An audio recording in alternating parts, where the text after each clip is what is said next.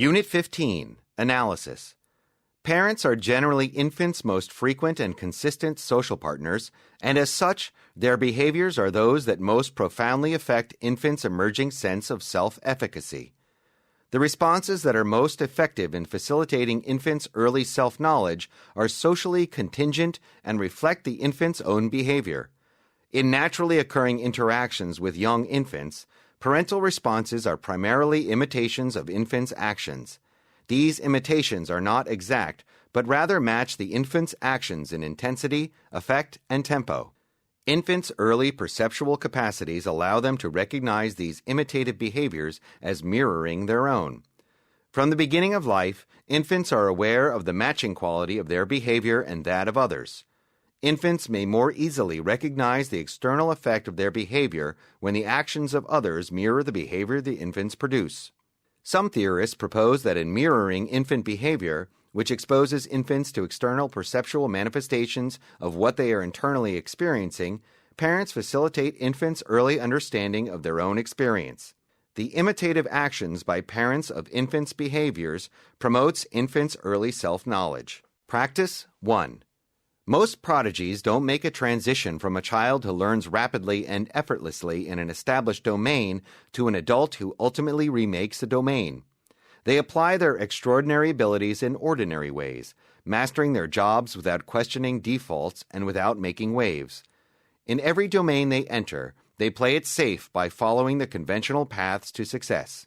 They become doctors who heal their patients without fighting to fix the broken systems that prevent many patients from affording health care in the first place.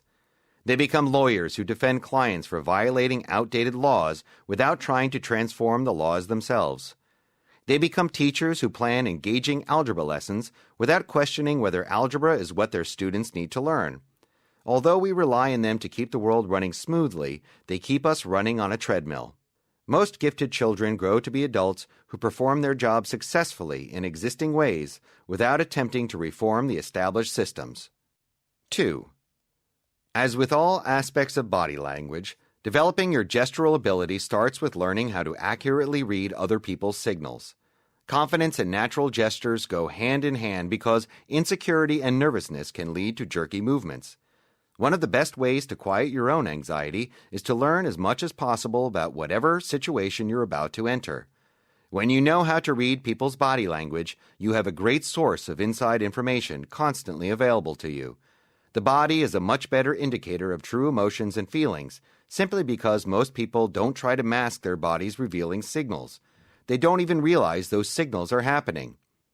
This allows you to more easily understand people's true feelings and respond in a way that makes people feel really good, so they want to please you in return, which is another way of saying you'll have some serious charisma.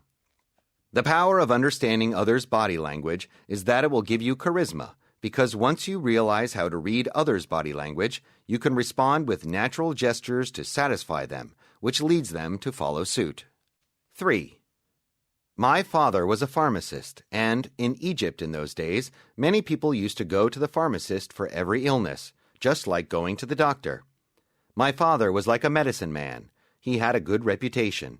He always carried a little box in his pocket containing a few vitamin tablets, and when people came to see him seeking his help, he used to put his hand into his pocket, take out the little box, and say, "These are very special tablets, and cost £1 each," which was equivalent to 30 pounds or more each in today's money, but he only sold 1 or 2 at a time.